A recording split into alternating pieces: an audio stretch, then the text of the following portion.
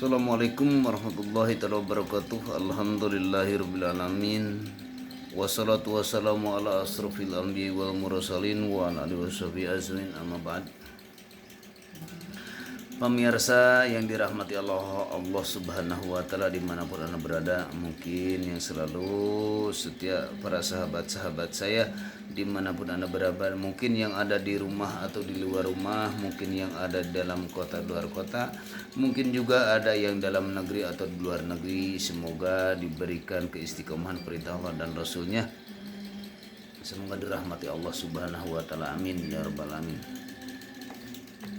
Insyaallah saya di dalam kesempatan ini akan menambah atau yang kemarin saya bahas dari part 1 atau sekarang part 2. Tentang target-target setan ini saya akan bahas yang keempat, itu adalah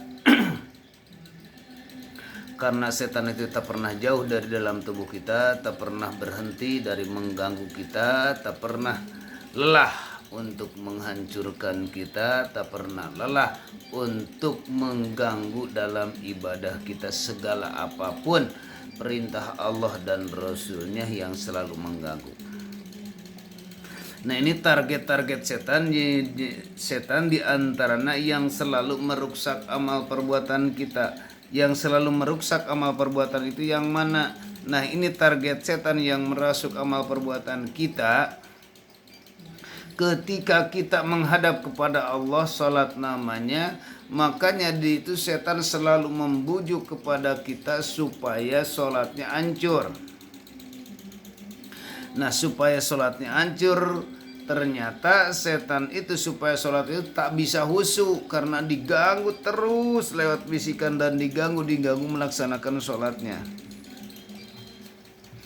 Nah, ini makanya kalau setan itu ketika kita setan mendengar adzan, di dalam Bukhari Muslim, inna syaitana idza sami'an nida bis sholati ahala lahu durratun hatta la yasma'u sautahu Fa'idha sakata roja'a pawaswasa fa'idha sami'a iqomata dahabahata la yasma'u sautahu Fa'idha sakata roja'a pawaswasa. Nah, karena setan itu selalu mengganggu ibadah kita, selalu menghancurkan amal-amal kita, yang sebenarnya setan ini begini.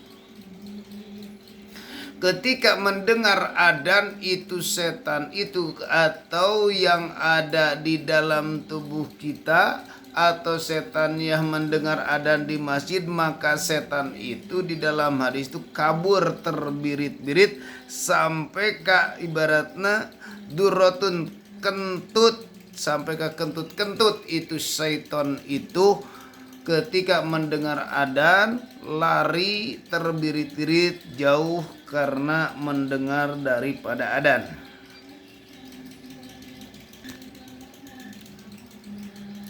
Bila mana manusia sudah berhenti daripada adzan, maka itu setan itu akan datang lagi.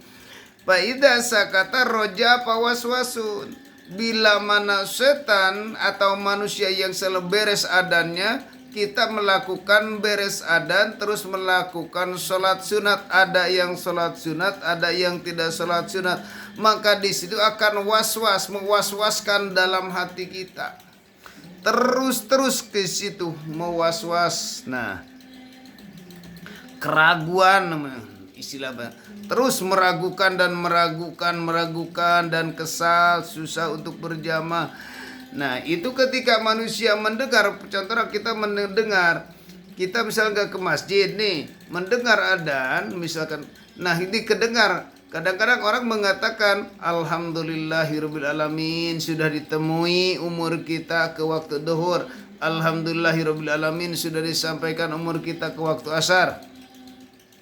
Ada yang seperti itu, tapi kadang-kadang itu tak mau berangkat untuk melakukan atau melakukan sholat lagi karena was-was, karena masih banyak berpikir di situ, biarlah karena sholat masih panjang waktunya, ntar juga jam 2 atau jam 1 masih ada waktu. Di situ akan meragukan dan meragukan. Itulah bisikan-bisikan setan itu yang selama ini kita alami. Nah, kalau orang mengetahui faida sami al iqamah, bila mana mendengar lagi qomat, melakukan qomat, dahaballahu hatta la yasma'u sautahu. Ketika melakukan qomat, maka itu setan pergi lagi, terbirit-birit lagi, supaya tidak kedengaran. Faida sakata roja pas beres qomat. Nah, di situ kita ingin melakukan sholat. Nah, makanya kita melakukan sholat. Kalau sudah melakukan sholat, di situ sholatnya khusyuk atau enggak, rasain coba. Khusyuk enggak? Nah, kita kesana kemari, Masya Allah Rabbunal Karim. Sampai ke kesana kemari kita pergi, kita melakukan takbiratul ihram, bisa khusyuk sejenak, keluar lagi, bisa khusyuk, bawa lagi. Nah, di situ keraguan terus tidak berhenti daripada mengganggunya. Makanya itu merusak amal perbuatan kita. Karena ada kata hadis Rasul di dalam Sahih Muslim, pernah para sahabat, inna syaitana qad halla baini wa baina salati wa qiraati yalbasuha alayya faqala ya Rasulullah dalika syaitana yuqallu lahu hizabu faida ahsas tahu pata'udu billahi minhu wasful ala mayyishari salasan. Para sahabat pernah, ya Rasulullah, kami pernah melakukan sholat. Ketika sholat kami tak bisa khusyuk, tak bisa melakukan seperti apapun, karena selalu iblis mengganggu atau setan selalu ngabisik-bisik kepada aku. Ya Rasulullah bersabda, ya kalau begitu demikian memang kamu tak mampu, coba kamu harus cari perlindungan kepada Allah, baca a'udzubillahi minasyaitonirrajim sampai ke ada melakukan. Nah, kita coba aja meludah ke sebelah kiri 3 kali, itu dalam hadis Muslim. Ketika meludah itu akan merasa meringan. Itu para sahabat seperti itu. Nah, ini yang diantara yang selalu mengganggu amal perbuatan kita, apalagi kepada yang khusus, untuk bisa tenang aja menghadap dengan jasmani dan ruhani yang selalu mengganggu. Makanya yang sholat khusyuk itu bagaimana? Saya sudah bahas dari babakan syariat dan hakikatnya, supaya bagaimana secara gampangnya supaya khusyuk. Nah, ini maka karena target-target setan itu amal perbuatannya kita yang selalu diganggu, diruksak oleh bangsa setan, selalu dibawa ke sana kemari. Nah, sesudah melakukan sholat juga, maka setan itu akan mengganggu, membicarakan hasil sholat, terus pengennya bicara kebaikan. Dengan berbicara dengan kebaikan itu pan bisa dalam Al-Quran, la tubtilu sadaqatukum bil mani. Bila mana tentang masalah sedekah, jangan sampai dicerita bil mani wal ada, sampai ke dicerita-cerita kebaikan. Nah, ini diantara kebaikan juga sholat sama. Nah, ketika kita karena sholatnya, ketika melakukan sholat itu menyembahnya bukan Allah, karena yang ada di dalam hati kita itu di dalam Al-Quran sudah jelas. 100 surat An-Nisa ayat 118, iyad'una min dunihi ila innasya wa iyad'una ila syaitana murida la'anahullahu ta'ala wa qala la tahida min ibadika nasibam mafruda. Yang mereka sembah selain Allah itulah lain ya Allah hanya.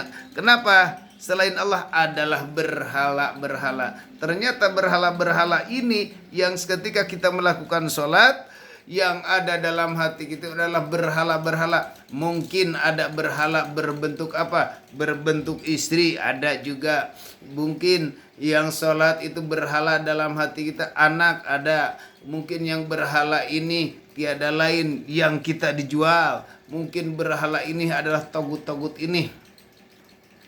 Anak yang tidak soleh. Mungkin yang berhala ini adalah hutang. Mungkin yang berhala ini karena yang kehilangan. Mungkin yang berhala dalam hati itu adalah uang 5.000 yang lupa menyimpannya. Mungkin yang berhala ini adalah pokoknya selain daripada Allah, itulah berhala-berhala. Makanya setan itu gampang untuk menghancurkan ibadah-ibadahnya.